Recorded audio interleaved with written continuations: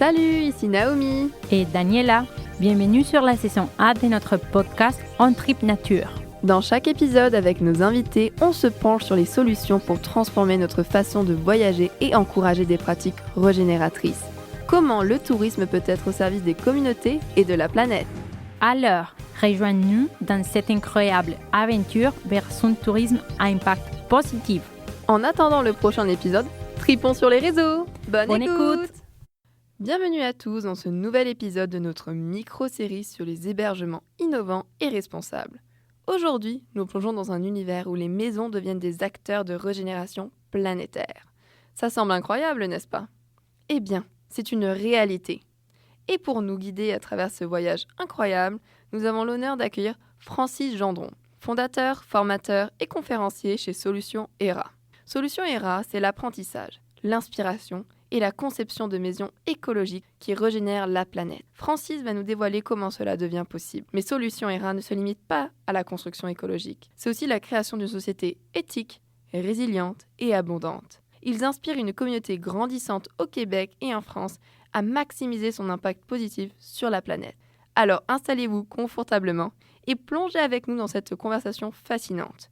Assurez-vous de rester à l'écoute pour découvrir tous les détails. Bonjour Francis, merci d'être avec nous aujourd'hui. Comment ça va aujourd'hui? Ça va très bien et vous? Ça va aussi, merci beaucoup pour nous demander. Comme d'habitude, avant de commencer, nous allons t'introduire à l'audience. Donc, Francis Gendron, cofondateur visionnaire des solutions ERA et des Oasis, tu es bien plus qu'un entrepreneur. En tant que conférencier et formateur renommé, ta mission est claire. Encourager et outiller ceux qui rêvent grand et veulent concrétiser leur vision pour changer le monde. Tu vas au-delà du matériel. Tes conférences et formations pratiques inspireront les individus à passer à l'action, à repousser les limites de ce qui est possible et à contribuer à la création de nouveaux systèmes plus durables et épanouissants pour tous. Tu es catalyseur des changements et ton parcours illustre la fusion réussie entre entrepreneuriat, prospère et impact positif.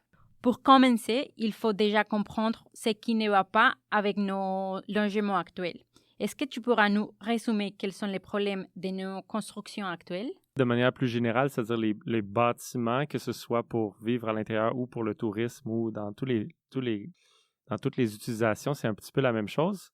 Il y a plusieurs problèmes. En passant, on s'améliore là-dedans, comme un petit peu dans tout, mais les problèmes qu'il y a surtout, c'est numéro 1, les matériaux de construction. Donc, les matériaux qu'on utilise sont souvent des matériaux qui sont polluants, qui durent pas si longtemps que ça et qui, à cause qu'ils sont pas très performants, vont souvent faire que le bâtiment, pendant toutes les années de sa vie utile, vont devoir consommer beaucoup d'énergie parce que à la base, ils sont soit pas super bien designés ou soit les matériaux sont pas optimaux. Fait que ça, c'est un. Après ça, il y a toute la notion de design, justement, pour vraiment être nous, on appelle ça s'aligner avec les phénomènes naturels ou des fois le terme bioclimatique, c'est-à-dire c'est rarement des bâtiments qui profitent de l'environnement et de la nature pour créer une partie de leur énergie, de leur eau et des différents besoins qu'il pourrait y avoir. Donc c'est ça, on a des bâtiments qui sont énergivores à construire, souvent énergivores une fois construits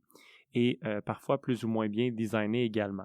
Fait que ça, je dirais, c'est l'essence du problème, mais autour de ça, il y a également, par exemple, tout au niveau de l'eau, donc la gestion de l'eau. Donc, c'est des bâtiments qui vont consommer beaucoup d'eau et pas toujours prendre soin de la remettre d'une manière. Tu sais, l'eau est retournée à la nature, elle est souvent encore polluante ou polluée. C'est quelque chose sur lequel le Québec travaille depuis assez longtemps, donc on n'est vraiment pas un endroit dramatique sur ce point-là, mais quand même, il reste du chemin à faire pour être exemplaire. Et puis, à part ça, si on a le goût d'introduire la notion de nourriture là-dedans aussi, présentement, c'est pas culturel de penser que les bâtiments peuvent produire une partie de la nourriture, mais que les gens ont besoin, mais c'est une notion qui pourrait devenir intéressante avec le temps.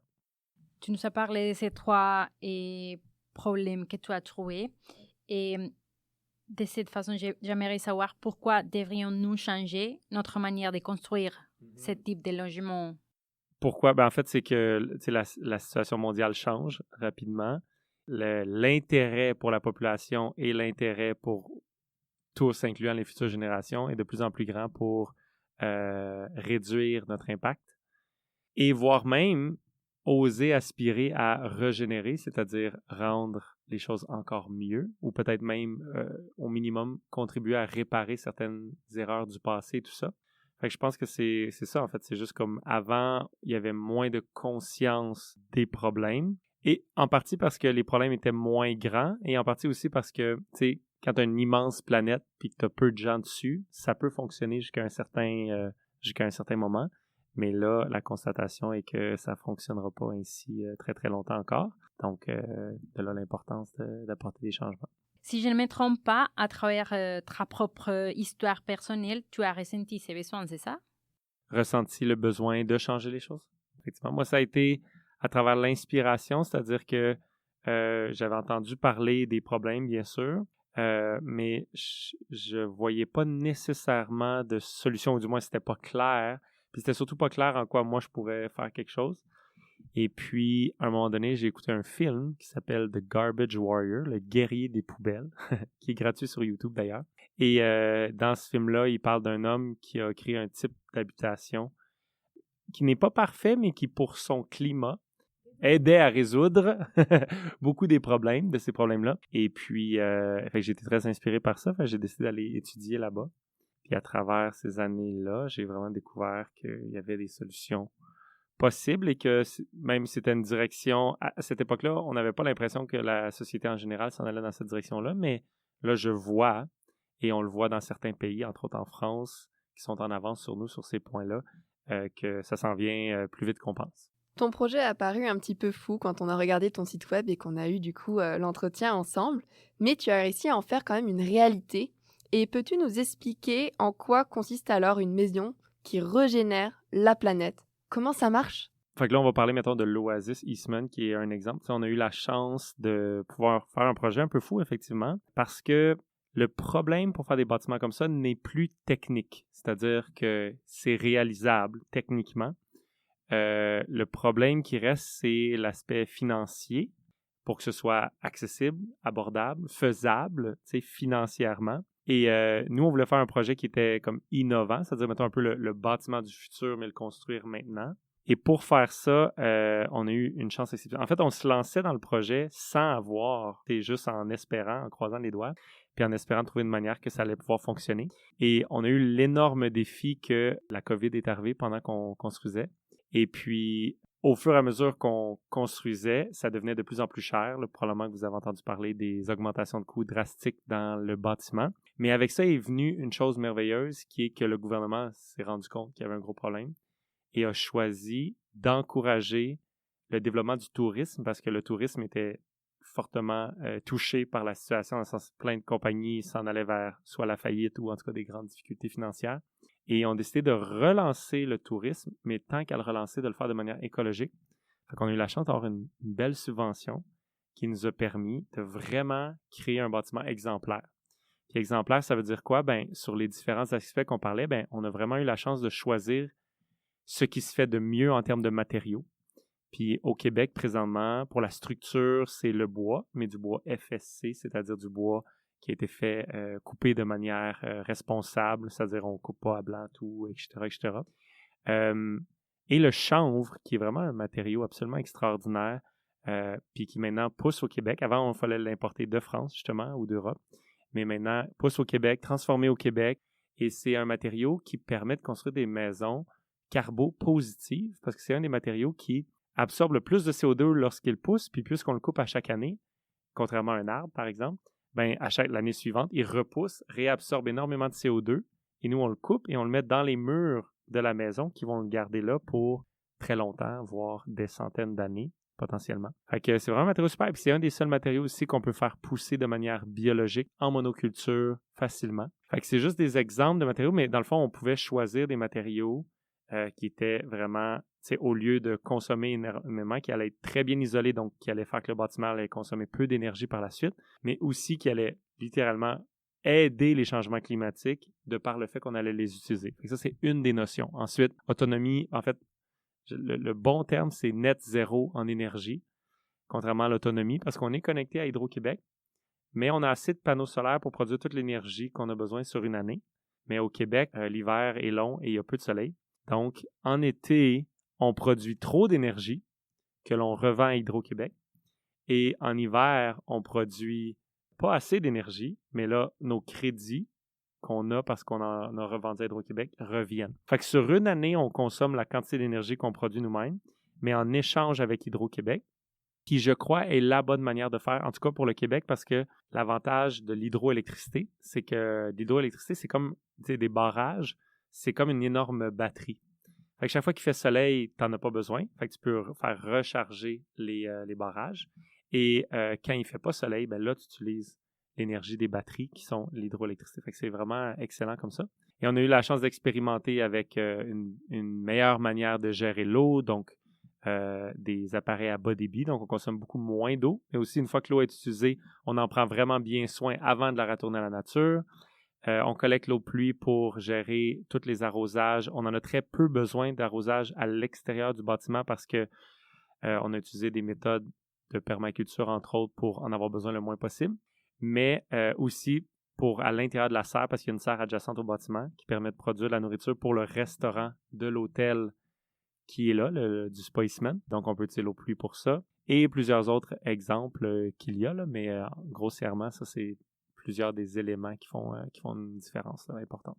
Et du coup, comment est-ce que vous créez un impact positif? Parce que tu dis que c'est net zéro, mais comment vous laissez encore plus à la destination ou à l'endroit? Très bonne question. C'est ça pour moi, tu sais, ce concept-là de régénérateur, c'est aspirationnel, mais on s'en rapproche puis de manière de plus en plus concrète. Fait qu'il y a une notion, tu sais, le régénérateur pour un bâtiment, au début, je croyais que c'était pas vraiment possible.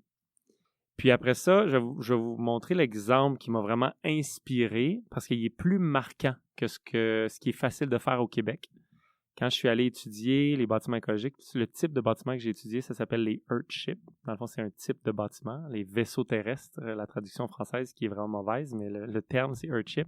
C'est à Taos, au Nouveau-Mexique, donc aux États-Unis, dans l'État du Nouveau-Mexique, mais en hauteur, donc dans les montagnes. Donc, ils ont un hiver, il fait froid là-bas et tout ça. Mais quand je suis allé là-bas, une des choses qui m'a surpris, c'est que c'est dans le désert, okay? C'est désertique partout. Et dans la communauté dans laquelle j'étudiais, ça s'appelle le Greater World, le monde meilleur. Et dans cette communauté-là, c'est interdit d'avoir un puits, donc d'aller chercher de l'eau dans le sol. Et tu es dans le désert. C'est quand même surprenant. Mais juste avec l'eau de pluie, donc ils ramassent l'eau de pluie qu'ils ont dans des réserves souterraines du côté nord du bâtiment pour les garder au frais. Avec l'eau de pluie, ils réussissent à fournir tous les besoins des habitants dans le bâtiment. Mais en plus, à cause que les habitants habitent dans cette maison-là, il y a de la verdure qui pousse autour de la maison parce qu'ils gèrent vraiment bien l'eau.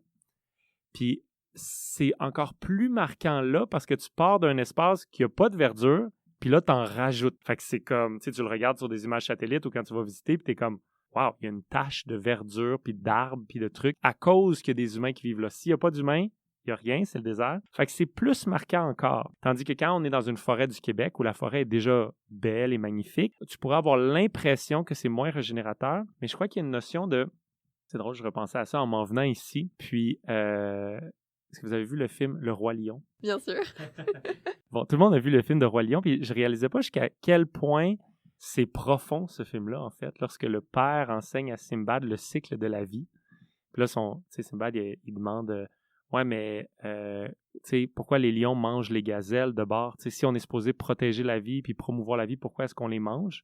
Puis là, il explique que, dans le fond, les lions mangent les gazelles mangent l'herbe, puis lorsqu'elles meurent, elles deviennent de l'herbe. Ça fait un cycle. Fait que quand tu es dans un environnement qui n'est pas désertique, tu vas couper des arbres. Il y a des choses qu'il va falloir que tu coupes. Mais tu essaies de le faire d'une manière où est-ce que, à cause qu'on vit là-bas, il y a encore plus de vie. Oui, il a fallu couper des arbres. Oui, il a fallu apporter des changements. Comme un castor va construire un barrage. Et tout de suite après l'avoir construit, il va avoir des arbres qui vont mourir autour et tout ça. Mais après un petit moment, la vie va revenir et va potentiellement être encore plus luxuriante qu'avant.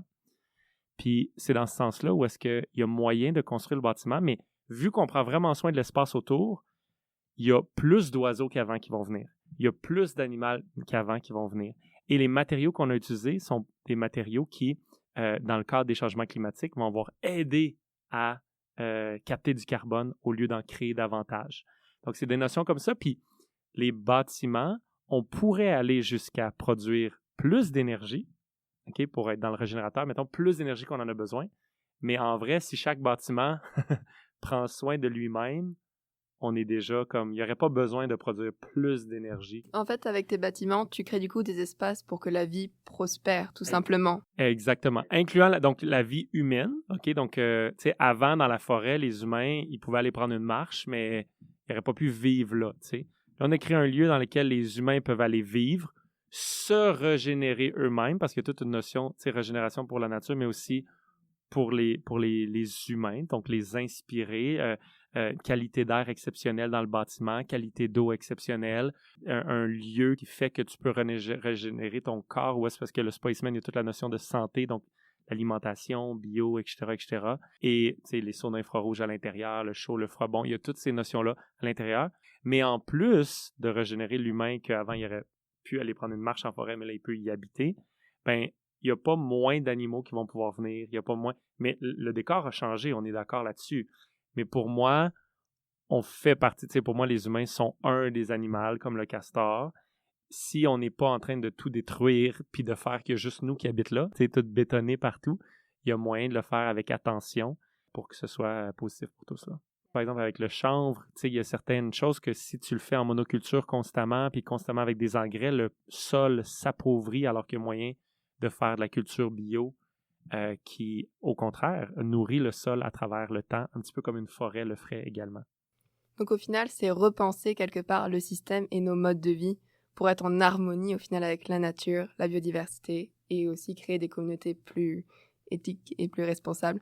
Mais d'ailleurs, je me disais, est-ce que pour revenir à ton exemple où tu parlais de l'eau, j'ai aussi regardé un reportage sur Arte en partenariat avec Nomades des mers qui expliquait comment ils sont aussi allés dans le désert, je crois que c'était au Mexique par contre cette fois-ci, et ils avaient créé en fait un système d'eau pour tout simplement vivre dans cette région-là, un petit peu comme ton exemple.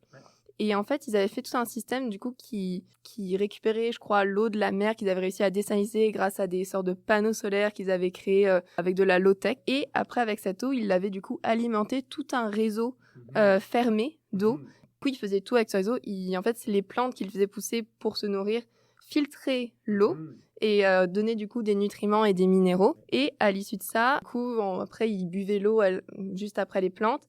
Puis elle passait dans toute la maison, ils se lavaient les dents avec. Et tous les produits qu'ils avaient du coup créés étaient faits pour qu'ils puissent justement le recracher, entre guillemets, dans le système de l'eau et qu'il soit à nouveau filtré, de même que leurs besoins. Mais ils avaient tout créé, tout un système et je trouvais ça incroyable. Tu sais, lorsque tu vis dans le désert, l'abondance d'eau n'est pas là. Donc, il faut que tu sois plus créatif, un petit peu comme quand ils vont dans l'espace ou des choses comme ça. C'est comme il faut recycler l'eau le plus possible. Fait qu'eux, ils le font en 4 étapes, effectivement. Donc, quand tu utilises ton eau la première fois, mettons, pour te brosser les dents ou pour prendre ta douche, l'eau s'en va dans la serre. Les plantes filtrent l'eau et en même temps, la nettoient. L'eau, tu sais, dans le fond, la filtre et donne les minéraux. Et les plantes utilisent ça pour croître. Et ensuite de ça, quand ils flushent leur toilette, c'est l'eau grise, donc l'eau après avoir été filtrée par les plantes dans la serre. Et l'eau qui sort de la toilette, donc ça, c'est l'eau noire, sort à l'extérieur pour justement, c'est ça qui fait pousser des plantes à l'extérieur. Mais là, à ce moment-là, c'est des plantes non comestibles vu que c'est avec les numéros 2 des humains qui sont que c'est utilisé, mais c'est quand même des plantes décoratives, des plantes le fun à avoir à l'extérieur, surtout dans ce cadre-là. Nous, au Québec, c'est un petit peu, tu sais, une des choses par rapport au Québec, c'est qu'on est les plus chanceux du monde sur presque tous les points. On a l'électricité la moins chère au monde, la plus propre, créée de manière à aussi grande échelle. Puis même chose pour l'eau, c'est nous qui avons le plus d'eau. Gratuit et tout ça, ça tombe du ciel à l'infini, pas l'infini, mais genre vraiment beaucoup. Et donc, souvent, d'aller trop loin dans les technologies. Parce que, mettons, par exemple, il y a eu des études qui ont démontré que, tu sais, par exemple, ramasser l'eau de pluie dans des grosses citernes en plastique souterraines, bien, ça a quand même un impact, créer la citerne en plastique et tout ça. Donc, dans un milieu où, tu sais, comme par exemple, nous, on n'a pas mis de citerne, nous, on a un étang qui accumule l'eau de pluie. Fait que c'est un écran naturel, on l'a creusé, mais il n'y a pas de plastique, il n'y a pas de truc. Puis, on va chercher l'eau dans le fond pour qu'on puisse aller la chercher même l'hiver. Et c'est cette eau-là qu'on utilise dans la serre et où pour les aménagements autour. Mais Si tu mets trop de systèmes en place pour le recyclage de l'eau, au final, c'est comme un impact négatif pour un positif. Alors que nous, au Québec, il y a quand même moyen, si tu fais juste ramasser l'eau pluie pour les besoins les plus, jardins, les alentours, la serre et tout ça, et que tu gères bien l'eau, c'est-à-dire en utilisant le moins d'eau. Tu sais, par exemple, avant les toilettes au Québec, c'était 15, 16, 17 litres par flush. Maintenant, les toilettes, c'est 3 litres numéro 1 ou 2, les bonnes toilettes, puis ça va être comme ça pour le futur. Et donc, si tu en utilises le moins possible et que tu as créé un bon système septique aménagé de manière écologique, ben l'eau va être repurifiée avant de retourner à la nature. Fait que techniquement, si tout ce processus-là est bien fait, puis au Québec, c'est de plus en plus obligatoire et vérifié par les municipalités, si tout est bien fait, c'est comme si la maison n'est juste qu'un stop. Tu sais, au lieu que la pluie tombe directement dans la nature, elle est tombée sur ta maison, tu l'as utilisée et tu l'as ressortie dehors. Ou l'eau de pluie est tombée, elle est rentrée dans le sol, elle s'est purifiée, est allée dans les nappes souterraines. Toi, tu as un puits, tu l'as utilisé, tu l'as sorti, tu l'as utilisé dans ta maison, mais tu l'as redonné de manière responsable dans le cycle. Donc, si la maison fait bien chacune de ces étapes-là, tu es comme embarqué dans le cycle. Après ça, une des choses qu'on peut faire au Québec qui est vraiment intéressante, c'est d'aider à régénérer les nappes phréatiques. Parce que si, par exemple, dans les villes ou les champs de monoculture, le sol devient tellement dur, tu sais, le béton, les champs de monoculture, le sol devient tellement dense que le sol n'absorbe plus l'eau, comme dans les forêts, par exemple. Fait que ça, dans l'aménagement, le design autour de la maison et ou la forêt autour de la maison, ça, on peut travailler pour que l'eau soit vraiment absorbée. Parce que, et c'est normal, là, tu sais, la plupart des gens ont peur de l'eau parce que ça peut causer des problèmes de fondation, bon, tout ça. Fait que la plupart des gens veulent l'envoyer le plus loin possible, le plus tôt possible, puis tu sais, que ce soit renvoyé, et non que ça retourne dans le sol. Mais il y a des manières de faire le meilleur des deux mondes. Tu sais, oui, on veut protéger la maison, là, on est d'accord avec ça, sinon ce serait pas mieux non plus, mais aussi pouvoir soit l'utiliser comme récupérer l'eau pluie, ou sinon la retourner dans le sol. Et j'ai vu, il y a beaucoup de travaux sur ça, même dans les espaces publics communs. Par exemple, dans les cours de récré des écoles, ils essayent de remplacer le béton, tout simplement, le goudron, par des sortes de copeaux près des aires de jeu, des choses comme ça, pour justement pouvoir permettre à l'eau de s'infiltrer mieux dans le sol. J'en ai vu 2-3 exemples, même ici au Québec. Un des problèmes, c'est parce que même si on est les plus chanceux au monde, si on est constamment en train de tirer l'eau du sol, mais qu'on ne la redonne pas au même rythme, ben les nappes phréatiques s'affaissent, les réserves diminuent. Puis malheureusement, vu qu'on a presque partout dans le monde pollué d'une certaine quantité, ça dépend où est-ce qu'on est, mais l'atmosphère, ben l'eau, quand qu'elle n'est pas filtrée par le sol, ben elle n'est pas potable directement. Ceci dit, on peut la filtrer et tout ça, mais dans le meilleur des cas, on utilise les filtres naturels et on s'assure de remplir les nappes phréatiques. Et c'est très important aussi. Pour un aspect un peu plus social, tu parles du co-living sur ton site web. Du coup, est-ce que tu peux nous expliquer un petit peu qu'est-ce que c'est? Puis, je vais dire, il y a deux aspects pour le social. Tu sais, dans le modèle plus tourisme, comme à l'Oasis Eastman, ça, c'est le fait d'utiliser le plus possible des matériaux locaux, donc créer le plus localement possible, d'engager des gens de manière locale. Et le Spa Eastman, qui est notre partenaire dans ce projet-là, ça, c'est vraiment un exemple. Ils ont gagné plusieurs prix. Ça fait plus de 45 ans qu'ils sont là. Et, par exemple, ils ont créé leur propre marque de vin, même avec un vignoble juste à côté. Ils utilisent la nourriture le plus possible des producteurs locaux tout autour. Toutes les papiers, toilettes, toutes les choses, tout ce qu'ils ont besoin pour rouler la place, parce que c'est un hôtel haut de gamme en plus, donc tu as besoin de certaines choses pour les attentes des clients et tout ça, le plus possible de manière écologique et que ça vienne du Québec. Fait que ça, c'est une chose que j'aime beaucoup, qui vient comme se rajouter par-dessus le bâtiment lui-même, dans le fonctionnement du bâtiment. Et ensuite de ça, pour répondre à ta question, donc nous, on a créé l'Oasis Eastman qui est vraiment touristique et l'Oasis Sutton qui est ma maison, en fait, c'est dans l'endroit où j'habite. Le concept, là, c'est le co-living. Et donc, c'est même idée. On essaie de créer un bâtiment le plus écologique possible et tout ça. Et on a pu aller un petit peu moins loin avec l'Oasis Sutton parce qu'il n'y a pas de subvention, premièrement. Donc, un moment donné, tu sais, c'est ta maison aussi. Tu n'as pas une infinie d'argent. Et aussi parce que c'était une rénovation. Donc, au lieu de construire un bâtiment neuf, on a pris un bâtiment existant qui, à la base, en partant, est déjà plus écologique. Mais c'est plus dur de faire de la grosse innovation dans un bâtiment existant que neuf, tu sais. Et puis le co-living, c'est vraiment c'est une différente manière de vivre où on essaie... L'idée derrière, c'est comment on fait pour se créer une qualité de vie extraordinaire, très abondante, mais de le faire d'une manière le plus écologique possible. Et moi, ma conclusion, une fois que tu as fait les trucs de base pour le bâtiment, une fois que tu as pris soin d'un bâtiment qui est sain, qui est performant, qui est solaire passif le plus possible, lorsque tu as mis les trucs les plus importants en base, de base pour le bâtiment, après ça, chaque amélioration, mettons que tu veux le rendre plus écologique ou jusqu'à régénérateur, ça prend vraiment beaucoup d'efforts pour augmenter juste un petit peu. C'est une fois que tu as fait le plus gros, là, le 80%, 85%.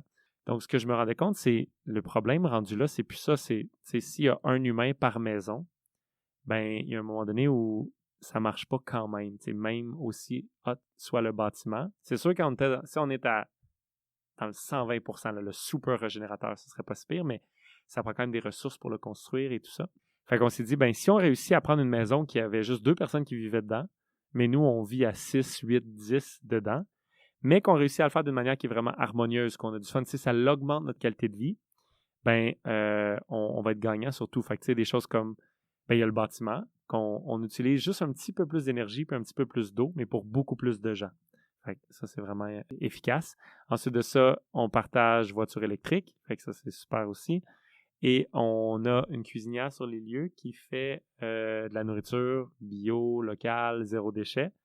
Parce que vu qu'elle fait de la nourriture pour plusieurs personnes, elle a le temps de vraiment bien faire les choses et tout ça, d'acheter en gros, d'acheter des fermiers locaux, toutes les choses que j'ai vraiment le goût d'avoir dans ma vie, mais je sais que je ne prendrai pas le temps de le faire vraiment à la hauteur de ce que j'aimerais faire. Mais elle a le temps. Donc, elle fait la nourriture pour le groupe. Les 3 ensemble, c'est les 3 choses sur lesquelles on a le plus d'impact. Le transport, l'habitation et la nourriture. Fait que si tu fais tout ça bien, ça réduit de manière assez impressionnante. Est-ce que vous avez déjà calculé un peu le tonne d'émissions de carbone générées par chaque personne qui vit dans l'Oasis comparé ailleurs? On a fait faire une étude par un organisme indépendant, un organisme à but non lucratif. Puis on a, par exemple, on a un calculateur pour l'eau, puis pour l'énergie. Mais on n'a pas comme un tout. Tu sais, l'organisme à but non lucratif, c'était pour la quantité de déchets et de recyclage. Puis je pense qu'on produisait, le chiffre que je veux dire, je vais être proche de la vérité, mais je ne me rappelle pas exactement. Mais c'est quelque chose comme 75% moins de déchets par personne. Parce que c'est beaucoup la nourriture qui produit des déchets, tu sais. Fait que quand il y a une personne qui achète tout en gros, puis qui prépare tout sans déchets pour les gens qui habitent là, puis qu'on est 6, 8, 10, ça fait une grosse différence. Fait que ça, pour l'énergie, la quantité d'énergie, je crois qu'on est à peu près à 50% moins que par personne. Puis pour l'eau, on est à 65% moins. Mais c'est surtout à cause d'une vraiment bonne gestion d'eau puis des appareils. Donc, c'est un comportement responsable des habitants.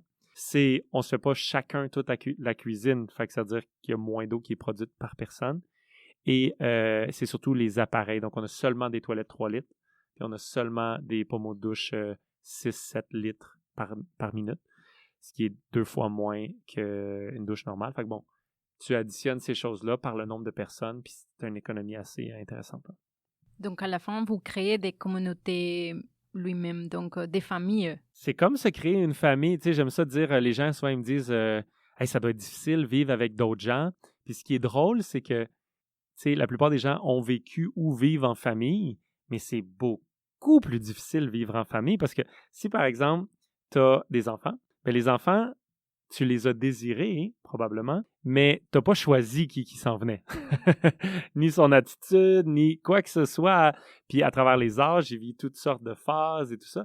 Tandis que nous, on choisit consciemment. C'est comme une famille choisit consciemment. Fait qu'il y a des entrevues et tout ça. Fait que tu sais, la quantité de conflits qu'il y a dans un co-living bien géré versus dans une famille, moi, je dirais que c'est au moins 20 fois moins. Tu sais, nous, pour vrai, une fois que les choses, tu sais, ça nous a pris un petit peu de temps juste apprendre, mettre les choses en place. Mais le fait qu'on a fait, chaque personne a une suite privée bien insonorisée.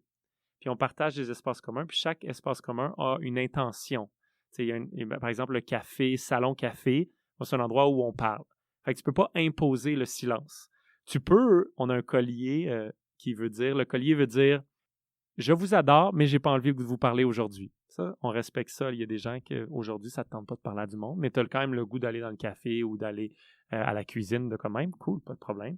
Mais on a aussi un salon zen avec son infrarouge, douche et tout ça. Ça, c'est silence. Puis on a une autre salle qui est multifonctionnelle. Ça, c'est jeu. On a une table de ping-pong, une salle de musique. On a toutes les choses vraiment cool à avoir chez eux.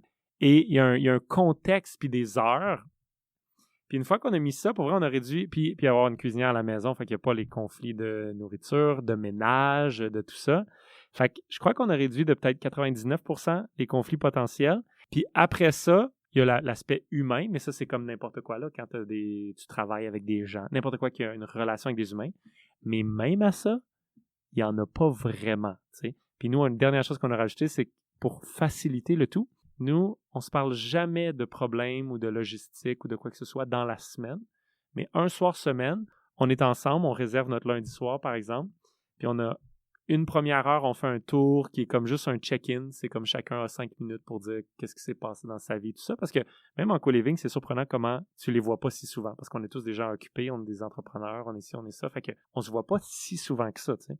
Et puis, fait qu'on fait juste un check-in. Puis après ça, on fait les points d'harmonie qu'on appelle, qui est juste justement, y a-tu eu un problème cette semaine? Y a-tu eu une friction? Y a-tu quelque chose qui vous a dérangé?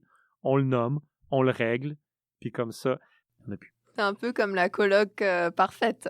Exactement, c'est ce que j'ai l'impression, c'est qu'on a essayé de faire innover, ou est-ce que le bâtiment est au service si on l'a rénové pour cette intention-là. C'est vraiment pas la même chose que de vivre dans une maison où chacun a une petite chambre mal insonorisée. Tu sais, nous, on a des salles de bain privées pour chaque personne. Tu as un bureau de travail dans ta suite.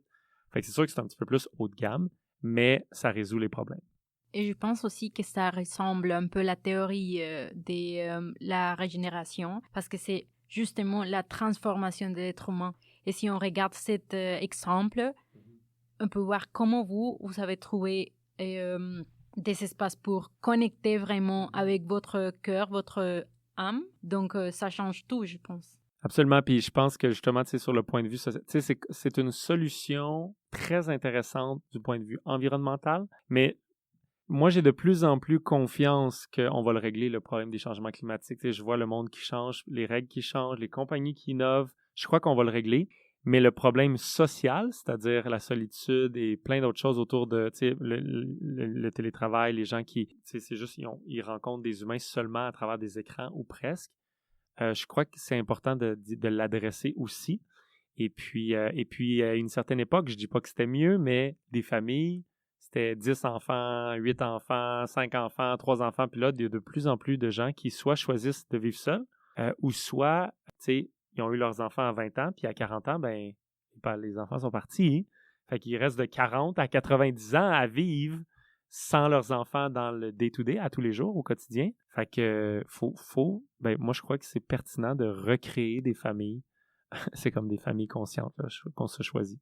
Et je pense qu'on avait aussi touché ce point-là dans un autre épisode, qu'on parlait sur les besoins des voyageurs. C'est justement pour partir ou pour se décrocher de notre réalité, parce qu'on n'aime pas notre réalité, donc il faut voyager pour changer un peu l'ambiance. Mais si tu trouves un espace, un endroit où tu te sens bien, tu ne dois pas sortir ou bouger justement pour trouver une autre chose. Il y a moins de désir de fuite. Je pense que c'est super important. Puis moi, de manière générale, je trouve ça juste intéressant de trouver une manière de vivre qui est inspirante au quotidien, qui a du social au quotidien. Mais puis moi, tu sais, c'est drôle parce que je suis pas quelqu'un d'extraverti. Moi, ce qui me donne de l'énergie, c'est d'être seul, pas d'être avec des gens. Mais même à ça, je préfère le co-living parce que je trouve que j'ai le meilleur de tous les mondes. Moi, j'ai une suite à moi, toute seule. D'ailleurs, à Paris, la grandeur de ma suite, c'est un appartement. Fait que tu sais, j'ai une belle suite, grande, le fun, je suis super bien. Et j'ai juste à traverser la porte pour être avec des gens si ça me tente. Et moi aussi, là-dessus, je vis en coloc avec 6 personnes, okay. Mais c'est pas aussi beau que je pense l'Oasis Sutton, malheureusement. Mais pareil, je vis aussi avec des gens, ça dépend des moments, je peux être plus extravertie, plus introvertie, mais genre j'aime ce principe où quand tu sors de ta chambre et que tu veux rencontrer des gens, ils sont directement là et tu peux aller leur parler quand t'en as besoin. Donc je suis entièrement d'accord avec ce que tu dis. Tu nous avais dit que tu penses que tous les effets des changements climatiques, ça va changer. Donc j'aimerais savoir quels seraient tes rêves ou espoir pour la construction du Québec? Au Québec, pour vrai, l'Oasis Eastman, on n'a pas besoin d'aller plus loin que ça. C'est quand je disais que c'est déjà tout réglé au niveau technique, c'est que, tu sais, les bâtiments, je n'irai pas dans les détails, mais, tu sais, il faut rénover les bâtiments actuels. Puis la construction neuve, si on fait des bâtiments en bois FSC, donc coupés de manière durable et replantés et tout ça, isolation en chanvre, donc tout isolé en chanvre aussi pour avoir des bâtiments qui sont le plus proches, soit carboneutre ou carbo même positif. Et après ça, un choix de matériaux pour la finition, puis tout ça, puis l'extérieur, qui sont le plus durables possible et recyclables à 100% à la fin de leur vie utile. On crée des bâtiments qui sont bien designés, bien isolés pour offrir un vrai confort aux habitants et utiliser très peu d'énergie pour faire ça. Et après ça, le peu d'énergie qu'on a besoin, on le produit directement sur le bâtiment, sur la toiture, avec des panneaux solaires. Là, présentement, c'est des panneaux solaires que tu rajoutes sur la toiture, mais d'ici 2-3 ans maximum, ça va être des panneaux solaires qui sont la toiture. Donc, la toiture va être des panneaux solaires. Donc, c'est même pas quelque chose que tu rajoutes par-dessus. Donc, ça te fait un bâtiment qui est carboneutre et net zéro. Et lorsque tu atteins ça, carboneutre, net zéro, pour la notion de changement climatique, c'est réglé. C'est pour la partie habitation. Pour ça, il reste d'autres sujets à s'occuper. Mais pour l'habitation, si on réussit à créer des bâtiments qui sont carboneutres et net zéro, pour les changements climatiques, on a atteint l'objectif final. T'sais. Est-ce que pour les écouteurs, par exemple, hôteliers qui nous écoutent, est-ce que tu penses que pour eux, c'est facile aussi de faire les changements? Est-ce que, par exemple, ils peuvent vous contacter pour faire des travaux, des rénovations, tout simplement?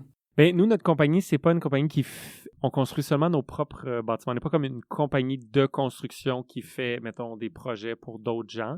Nous, on est une école, Solutionnera, qui, parce qu'on voulait créer notre propre projet, puis on voulait le faire selon nos standards, avec notre manière, puis on voulait même qu'il y ait une belle ambiance dans l'équipe de travail, et tout ça, on voulait comme apporter notre manière de faire. On a créé notre propre équipe de construction pour la construction de nos propres bâtiments, mais il y en a de plus en plus. Des compagnies de construction qui sont capables de faire des projets comme ça. Fait que c'est juste de chercher dans la région qui est capable de faire ce type de projet-là.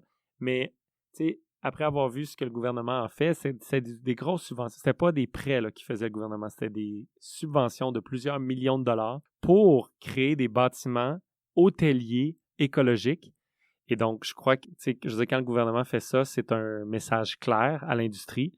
Puis l'industrie, je crois, est en train de s'adapter parce qu'il le faut, en fait. Pour fermer la boucle, que souhaites-tu que l'audience retienne de notre conversation aujourd'hui? Je pense qu'on l'a dit 2 fois, mais je pense que c'est important de noter. Je crois qu'au niveau... Je dis pas qu'on va pas continuer de s'améliorer, mais au niveau technique, on est presque arrivé déjà. Fait que là, c'est vraiment juste de trouver des manières créatives, financièrement, de continuer à faire que ces projets-là, il n'y en ait pas juste quelques endroits qui sont comme des exemples, mais que ça devienne la norme. C'est sûr que si c'est des gens dans l'industrie, je crois que c'est ça le truc, c'est de créer des projets qui font que les gens ont le goût d'aller visiter, voir et expérimenter un type de vie qui est régénérateur pour eux, l'humain qui est là, et aussi pour la nature en même temps. Puis si c'est plus des gens qui ont un certain pouvoir sur la réglementation, ben, je les encourage, ou les subventions, je les encourage à continuer à subventionner. Tu sais, c'est un petit peu, la subvention, c'est un peu comme la carotte, là, tu sais, si tu veux courir après. Puis les règlements, c'est un petit peu comme le coup de bâton en arrière, mais parfois les deux sont nécessaires. Puis une des choses qui m'a beaucoup impressionné, j'étais en France cet été, parce qu'on a une autre compagnie en France, et j'y vais au moins une fois par année pour voir mes partenaires là-bas et tout ça. Le code du bâtiment est en train de changer en France, mais c'est vraiment radical. Vraiment, ils sont comme à des années-lumière du Québec avec le nouveau code. Et puis, ça paraît extrême, mais on est dans une situation extrême selon moi, et je pense que c'est bon d'aller rapidement à l'objectif. Puis, fait que, moi, je suis pour une augmentation des règlements, tout en s'assurant que le gouvernement mette des choses en place pour que ça continue de rester accessible. Donc, des fois, c'est à travers des subventions, des fois, c'est d'aider pour le logement, des organismes à but non lucratif et tout ça, mais je crois que les deux sont importants. Là. Donc, rendre accessibles ces solutions qui sont déjà présentes. Exact. C'est là qu'on est rendu. Merci beaucoup, en tout cas, Francis, pour cette belle discussion qui a été très inspirante. Et je pense que ça nous a donné plein d'idées pour refaire notre maison, ou j'espère quand on en aura une, en tout cas. Et merci pour tout. Et peut-être à une prochaine sur le podcast. Absolument. Merci beaucoup à vous. Merci beaucoup pour votre écoute. J'espère que cet épisode vous aura amené des réflexions et aussi des solutions, qu'il vous aura inspiré à opter pour un tourisme régénératif. Si toi aussi tu veux changer les codes du tourisme, soutiens-nous. C'est très facile. Tu peux laisser une note positive sur notre podcast et le partager à ton réseau. En attendant le prochain épisode, tripons sur les réseaux. Merci et à tantôt.